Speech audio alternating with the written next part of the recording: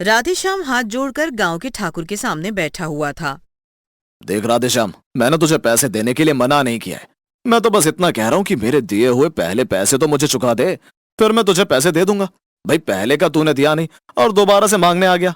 मालिक, आपको तो पता ही है वो पैसे मैंने बच्चों की पढ़ाई के लिए लिए थे, लेकिन अब अपनी खेती के लिए ले रहा हूँ।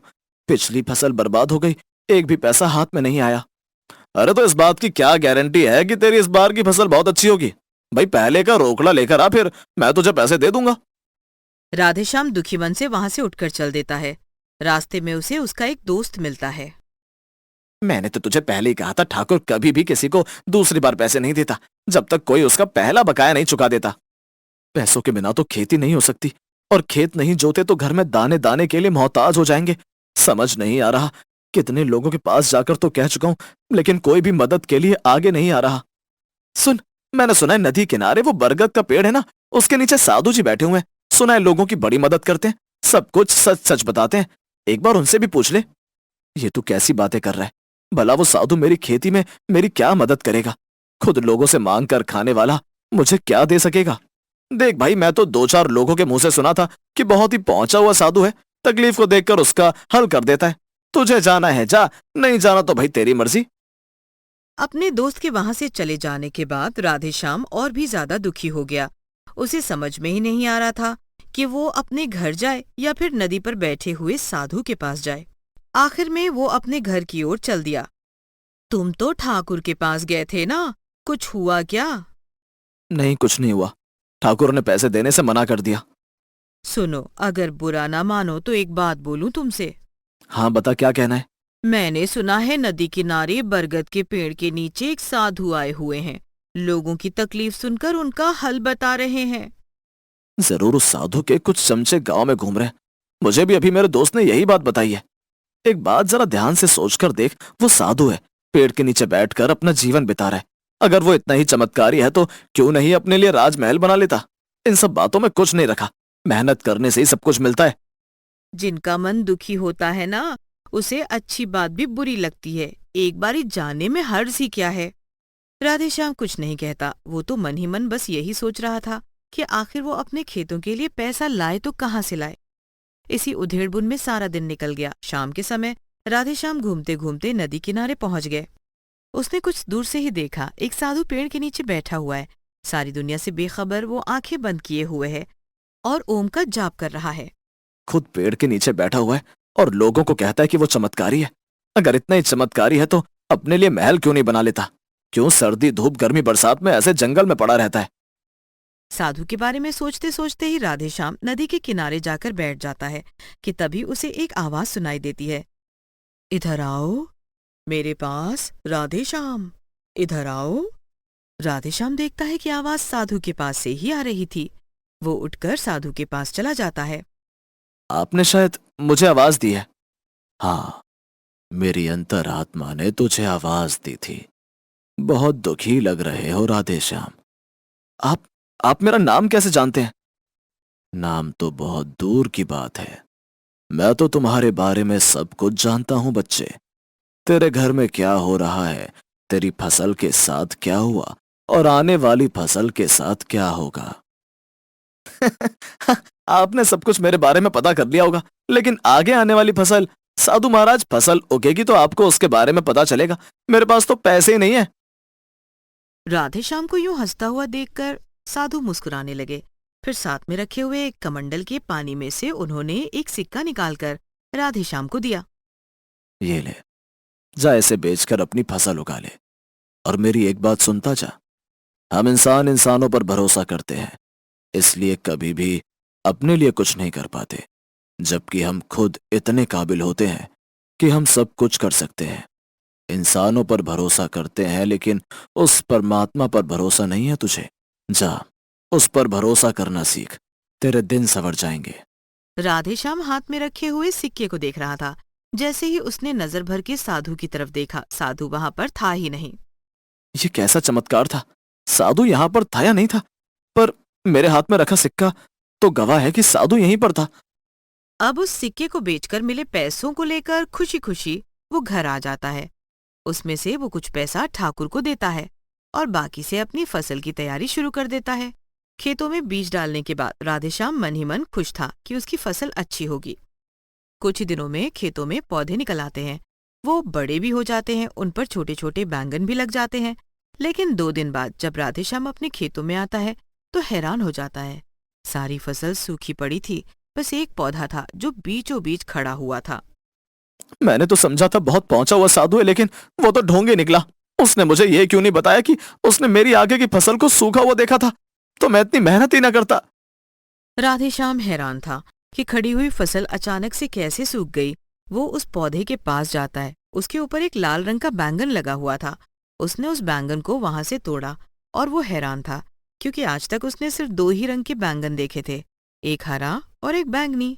वो उस लाल बैंगन को घर ले आता है। अब क्या बताऊं मैं तुम्हें। तुम्हें पता है मेरा सारा खेत फिर से सूख गया। लगता है कि खेत में ही कोई दिक्कत है। ये देखो, और एक बैंगन मिला भी, तो वो भी लाल रंग का। उसकी पत्नी और बच्चे सब हैरान थे। उस लाल बैंगन को सभी बारी बारी से पकड़कर देख रहे थे। दिखने में तो बड़ा ही अजीब सा बैंगन लग रहा है जी। देखो तो बिल्कुल चटक लाल रंग का, पर न जाने अंदर से कैसा होगा।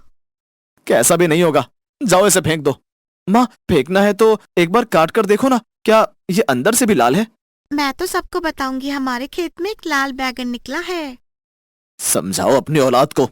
यहाँ मेरा इतना बड़ा नुकसान हो गया और इन लोगों को बैंगन काट कर देखना है। दोनों बच्चे चुप हो जाते हैं और अपनी माँ को इशारा करते हैं, काट के देखो।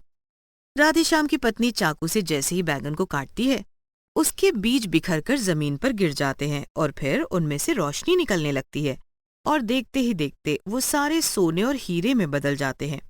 ये देखकर बच्चों के साथ साथ राधेश्याम की आंख भी फटी की फटी रह जाती है। बीज निकलने के बाद वो बैंगन वापस से जुड़ जाता है। तुम्हें तुम्हारा खजाना मिल गया राधेश्याम। सोने और हीरे को देखकर राधेश्याम हैरान था और जब जादुई लाल बैंगन वापस से जुड़कर बोलने लगा तो वो दोनों हाथ जोड़कर खड़ा हो गया।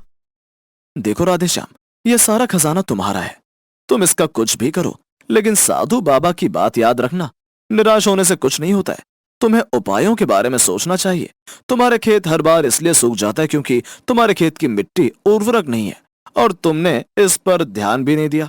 अब तुम इन सोने और हीरों से अपने लिए और अपने खेत के लिए कुछ भी कर सकते हो। क्या सचमुच में मेरे खेत की मिट्टी अच्छी नहीं है, इसलिए मेरी फसल खराब हुई है? यानी कि अगर अब फसल लगाऊंगा तो मेरी फसल अच्छी होगी, मतलब मैं उसमें बराबर खाद और पानी दूं। तुम किसान हो राधेश्याम, ये तुम मुझसे क्यों पूछ रहे हो? ये तो तुम्हें पता होना चाहिए। तुम तो जादुई लाल बैंगन हो, तुम ही मेरे खेतों के लिए कुछ कर दो, मैं तुमसे प्रार्थना करता हूं। चलो तो फिर ठीक है, मैं तुम्हारे खेतों की मिट्टी को इतना अच्छा बना दूंगा कि उस पर लगाई हुई हर फसल तुम्हें मुनाफा देगी। ये सुनकर राधेश्याम हाथ जोड़कर लाल जादुई बैंगन को धन्यवाद देता है कि तभी वहां पर वो साधु आ जाते हैं। राधेश्याम का सारा परिवार साधु को प्रणाम करता है। बहुत खुश लग रहे हो राधेश्याम। हमेशा ऐसे ही हंसते रहा करो और समस्याओं से डरने के बजाय उनके उपाय ढूंढा करो। और सबसे बड़ी बात, परमात्मा पर भरोसा करना सीखो। आप तो अंतर्यामी हैं। आपको कैसे पता था कि ये भगवान पर भरोसा नहीं करते? हमेशा यही कहते हैं, जो करना है मुझे ही करना है, भगवान इसमें क्या कर लेगा। मैं अपनी गलती के लिए क्षमा मांगता हूं। जा, अब अपने खेतों को देख, और मुझे नहीं लगता इससे ज्यादा तुम्हारी जरूरत होगी जो तुम्हें इस लाल बैंगन ने दिया है। सारा परिवार साधु को एक बार फिर से प्रणाम करता है। साधु अपना लाल बैंगन लेकर वहां से चला जाता है। राधेश्याम सोने और हीरे में से कुछ बेचने के बाद राधेश्याम के पास बहुत सारा पैसा आ गया। उसने अपने खेतों में नई बैंगन की फसल लगाई तो इसकी पैदावार भी बहुत अधिक हुई। उनके घर की हालत भी बिल्कुल अच्छी हो गई थी। अब उनके पास किसी भी चीज की अब कोई कमी नहीं थी। यहाँ तक कि राधेश्याम अब गांव में जरूरतमंद किसानों की मदद भी किया करता था। एक दिन सुनती हो, मैं क्या सोच रहा था कि हम लोग खेती बाड़ी करते हैं और अभी तो हमारे पास बहुत सारा रुपया पैसा भी है, तो क्यों ना हम लोग साथ में कोई और व्यापार भी शुरू करें। जैसे कि मैं सोच रहा हूँ कि हम बहुत सारी गाय और भैंस भी खरीद लेते हैं। ये तो बहुत अच्छी बात है कि हम ये नया व्यापार शुरू करें, लेकिन तुम्हारे मन में ये विचार क्यों आया? हमारे पास तो अभी और भी बहुत सारा सोना और हीरा है। जानता हूं, तभी तो चिंता हो रही है। मेरे पास साधन नहीं है, पैसे नहीं थे, तो मैं खेती नहीं कर पा रहा था। और कहीं ऐसा ना हो कि इतना कुछ होने के बाद हमारे बच्चे कुछ ना करें। और एक दिन सब कुछ खत्म हो जाए। इससे तो अच्छा है कि हम काम शुरू करें और बच्चों को भी काम करना सिखाएं। ये सुनकर उसकी पत्नी राधेश्याम की हाँ में हाँ मिला देती है और फिर सारा परिवार मेहनत से काम करते हुए अपने जीवन को बिताने लगते हैं। लेकिन हमेशा दूसरों की मदद के लिए वो लाल जादुई बैगन के दिए हुए हीरे और सोने का इस्तेमाल करते थे। चल चल काले काले बैंगन, काला मोटा बैंगन चला आता है कहीं से भी, बेडौल कहीं का, कभी इधर डोलता है कभी उधर डोलता है। मुझे देखा है मैं कितना सुंदर हूँ, मेरा रंग देखा है कितना प्यारा है, तेरा तो कोई सब्जी भी खाना नहीं पसंद करता। तुम बहुत घमंडी हो, तुमने मुझे काला बैंगन कहा। हाँ मैं बैंगन हूं तो क्या हुआ, लेकिन मैं बहुत लोगों की पसंद हूं, मुझसे अच्छी सब्जियां भी बनती हैं। एक दो लोग मुझे पसंद करते और मुझे देख मेरी सब्जी बनती है, मेरी बर्फी बनती है, मेरी मिठाइयाँ बनती है। मैं सेहत के लिए इतना अच्छा हूँ कि लोग बाग मुझे सुबह सुबह पीसकर पीना पसंद करते हैं। मैं उनके दिल का ख्याल रखता हूँ। सभी सब्जियों के बीच में बैंगन को अपने बारे में ऐसा बुरा बुरा सुनकर बहुत बुरा लग रहा था कि तभी वहां पर एक बड़ा सा कद्दू आता है और उन दोनों को डांट कर चुप करा देता है। लेकिन उसके बाद सारी सब्जियां देखती हैं कि काला बैंगन हमेशा चुपचाप इधर उधर सबसे हटकर बैठने लगा है और हमेशा गुमसुम और चुपचाप रहता है। एक दिन भिंडी उसके पास जाती है। अरे, तुम उसकी बातों का बुरा क्यों मानते हो? तुम्हें तो पता है वो हर किसी को उसी तरह ही छेड़ता रहता है। नहीं, उसने जो कुछ भी कहा वो बिल्कुल सही है। मैं बहुत काला हूँ, मैं कितना गंदा लगता हूँ, कोई मुझे पसंद नहीं करता। तो तुम एक काम करो, कुछ दिन के लिए पृथ्वीलोक पर चले जाओ, वहां किसी की मदद करो, शायद तुम्हारा मन अच्छा हो जाए। हाँ, शायद तुम सही कह रही हो। मुझे थोड़े दिनों के लिए जादुई दुनिया को छोड़कर कहीं दूर जाना चाहिए। यहाँ पृथ्वी पर राजू एक बहुत ही गरीब बच्चा था। उसके दादा दादी दोनों बहुत मेहनत करते, लेकिन फिर भी उनके घर में गुजारे के लायक ही कुछ हो पाता था। उनका घर दिखने में बहुत ही छोटा और गंदा था। टूटी फूटी झोपड़ी, छोटा मोटा सामान, एक टूटी हुई चेयर और एक नीचे गंदी सी बची हुई दरी, जिस पर राजू ने अभी एक कागज लगाया हुआ था और चारों तरफ इधर उधर से चुगे हुए छोटे छोटे रंग की डिब्बियां थी। आज मैं सब्जियों के राजा का फोटो बनाता हूँ, वो गोल गोल बैंगन जिसके सर पर हमेशा हरे रंग का ताज होता है। तब तक दादा दादी भी घर आ जाएंगे। राजू के माता पिता नहीं थे, वो अपने दादा दादी के साथ रहता था। दादा दादी बहुत ही बीमार और कमजोर थे, लेकिन फिर भी वो काम पर जाते थे क्योंकि उन्हें राजू को पालना था। राजू ने जैसे ही चित्र पूरा किया, उस पेपर पर बैंगन आ गया। एक ताजे काले बैंगन को देखकर राजू चिल्लाने लगा। कौन हो तुम, कौन हो तुम, यहाँ कहाँ से आए? मैंने तो चित्र बनाया था। तुमने ही मुझे बनाकर बुलाया है और अब चिल्ला रहे हो। मुंह बंद करो अपना और मेरी बात ध्यान से सुनो। बैंगन के इस तरह बोलने पर राजू शांत हो जाता है। फिर जादुई बैंगन उससे बोलता है। अरे कैसे लड़के हो, खुद ही चित्र बना रहे थे कि सब्जियों के राजा का चित्र बनाता हूँ, और जो चित्र बनाया है और मैं आ गया तो चिल्ला रहे हो। सुनो, मैं एक जादुई बैंगन हूँ। क्या सचमुच में तुम जादुई बैंगन हो?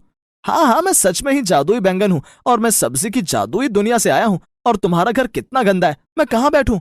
तभी राजू उसके लिए एक जगह साफ करता है। बैंगन वहां जाकर बैठ जाता है। उफ, कितनी बुरी बात है। तुमने अपने घर को कितना गंदा बना रखा है, और तुम अकेले क्यों हो? तुम्हारे घर के बाकी सदस्य कहाँ पर हैं? राजू एकदम से चुप हो जाता है और हाथों पर लगे हुए रंगों को हाथों से ही छुड़ाते हुए जादुई बैंगन से रुआंसी आवाज में बोलता है। मेरे दादा दादी बहुत बूढ़े हैं, वो लोग बाहर काम कर कर आते हैं तो बहुत थक जाते हैं, इसलिए घर का काम इतना नहीं कर पाते। और मैं तो अभी छोटा हूँ, मुझे तो कोई काम आता ही नहीं है। और तुम्हारे माता पिता कहाँ पर हैं? वो तो भगवान के पास हैं। दादी कहती हैं कि भगवान ने उन्हें अपने पास बुला लिया है, अब वो कभी वापस नहीं आएंगे। ये सुनकर जादुई बैंगन को बहुत बुरा लगता है। तभी उसके दादा दादी घर आते हैं। दादी आ गई, दादा आ गए। कैसा है राजू, परेशान तो नहीं हुआ बेटा? रुक, थोड़ी देर आराम कर लूं, फिर तेरे लिए खाना बनाती हूँ। जादुई बैंगन देखता है कि दोनों काफी बूढ़े हो चुके थे और उन्हें अच्छे से दिखाई भी नहीं दे रहा था। क्यों रे राजू, ऐसे क्यों खड़ा है? क्या हो गया है? राजू हाथ के इशारे से बैंगन की तरफ दिखाता है। ये बैंगन कहाँ से ले आया? कैसे हो दादाजी? दादाजी, मैं हूं एक जादुई बैंगन। आपके राजू ने चित्र बनाया और मुझे यहाँ आना पड़ा, लेकिन आप लोगों की हालत देखकर मुझे लगता है कि मुझे बहुत पहले ही यहाँ आ जाना चाहिए था। बैंगन को बोलता हुआ देखकर दादा दादी दोनों घबरा जाते हैं। अब आप लोग मुझसे डरने मत लग जाना। मैं सच कह रहा हूँ, मैं जादुई दुनिया से आया हूँ और एक जादुई बैंगन हूँ। और आप लोगों की हालत देखकर मुझे बहुत अफसोस हो रहा है। फिलहाल तो हम सब लोग पहले खाना खाते हैं, इसलिए सब यहाँ से हट जाओ। मैं इस जगह को अच्छा बना देता हूँ। तभी जादुई बैंगन से रोशनी निकलने लगती है और वहां पर एक साफ सुथरा डाइनिंग टेबल आ जाता है जिस पर अच्छा अच्छा खाना लगा होता है। दादा दादी और राजू तीनों ये देखकर हैरान हो जाते हैं। फिर जादुई बैंगन उन लोगों को अच्छा बना देता है। सुंदर कपड़े, एकदम जवान दादा दादी। वो अपने आप को देख रहे थे कि तभी जादुई बैंगन बोलता है, चलो जल्दी से बैठो, बहुत जोरदार भूख लगी है। अरे, मैं तो दिखने में पहले जैसी जवान और सुंदर दिखाई दे रही हूँ। मैं भी तो कुछ कम दिखाई नहीं दे रहा। मेरे जवान दादा दादी, मेरे जवान दादा दादी। बस तुम लोग इतने से खुश हो गए। चलो पहले खाना खाओ, फिर तुम्हें मैं जादू दिखाता हूँ। सभी लोग हंसकर खाना खा रहे थे। तभी बातों बातों में जादुई बैंगन दादा दादी से पूछता है कि अगर उन्हें एक सुंदर घर चाहिए तो कहाँ पर होना चाहिए। तो दादी कहती है, समंदर के पास होना चाहिए, ताकि मैं रोज समंदर को देख सकूं। हाँ हाँ, कितना अच्छा होगा। पर मैं वहां पर फिशिंग कर सकूंगा और मैं अपने दोस्तों के साथ समुद्र किनारे खेला करूंगा और बहुत सारे मोती इकट्ठे करूंगा। तो फिर ठीक है, हम लोग समुद्र के किनारे एक घर बना देते हैं। इस घर में से जो जो भी तुम्हें अपने साथ रखना है वो रख सकते हो। क्या तुम सच कह रहे हो? हमारे पास इतना सुंदर घर होगा? आप लोगों के पास पूरे 10 मिनट हैं। इस घर में से जो जो अच्छी चीजें तुम्हें पसंद हैं वो रख लो और हम लोग जा रहे हैं अब अपने नए घर पर। थोड़ी ही देर में वो तीनों समंदर के किनारे एक सुंदर से बड़े घर में पहुंच जाते हैं, जहां पर सब सारी सुख सुविधाएं थी। नौकर चाकर गाड़ी थी। कौन कहता है सपने पूरे नहीं होते? देखो तो, मैं बचपन से ऐसे ही घर चाहती थी। तुमने तो मेरी मुराद पूरी कर दी जादुई बैंगन। तुम फरिश्ते की तरह हमारी जिंदगी में आए हो। तुम लोगों को इस तरह खुश होता देख मुझे बहुत अच्छा लग रहा है। देखो दादाजी, देखो समुद्र में आपकी ही बोट खड़ी है। दादाजी समुद्र में एक बिल्कुल नई तरह की बोट को देखकर खुश हो जाते हैं और फिशिंग के लिए निकल पड़ते हैं। मुझे तो अभी तक अपनी आंखों पर यकीन नहीं हो रहा कि सब कुछ इतना जल्दी बदल गया है। अब तुम बताओ राजू, तुम्हें क्या चाहिए? चलो हम दोनों समुद्र के किनारे खेलने चलते हैं। तभी जादुई बैंगन जोर जोर से हंसने लगता है और जादुई बैंगन की जगह एक आदमी आ जाता है जिसके सर पर हरे रंग की टोपी और उसके कपड़े बैंगनी होते हैं। आप लोगों की दुनिया कितनी प्यारी है, मुझे तो लग रहा है कि मैं यहीं रह जाऊं। तो क्या तुम हमारे साथ नहीं रहोगे? तुम जाने की सोच रहे थे? नहीं नहीं, अभी तुम्हें हमारे साथ रहना होगा। अरे हाँ भाई, इतनी जल्दी कहीं जाने की जरूरत नहीं है। अभी कुछ दिन हमारे साथ रहो। अच्छा एक बात बताओ, तुम जाओगे तो क्या ये सब कुछ ले जाओगे? नहीं नहीं दादाजी, ये सब कुछ आपका अपना है और जब मैं यहाँ से जाऊंगा तो इतना देकर जाऊंगा कि राजू जब बड़ा हो जाएगा तो उसे तब तक किसी चीज की कोई कमी नहीं रहेगी। ओहो, बस यही सब बातें रह गई हैं। किसी ने भी केक खाकर नहीं बताया कि कैसा बना है। फिर सभी लोग हंसते हुए दादी के हाथ का बना हुआ केक खाते हैं और बहुत तारीफ करते हैं। अगले दिन राजू का एडमिशन एक बड़े से स्कूल में करा दिया जाता है और जादुई बैंगन अब उन लोगों के साथ ही रहने लगता है। बहुत साल बाद जब राजू बड़ा हो जाता है तो एक दिन जादुई बैंगन उन लोगों से विदा लेता है। मैंने बहुत साल इस पृथ्वी पर निकाले हैं, अब मुझे अपने देश वापस जाना है। तभी दादी हाथ में एक प्यारी सी हरे रंग की टोपी लेकर आती है जिस पर सुंदर सुंदर रंगों से और हीरे जवाहरात से कारीगरी की गई थी। ये मेरी तरफ से तुम्हारा इनाम। तुम सचमुच में सब्जियों के राजा हो। ये सुनकर जादुई बैंगन झूम जाता है और घूम घूम कर अपनी दुनिया में चला जाता है और दादा दादी राजू पृथ्वी पर खुशी खुशी रहने लगते हैं।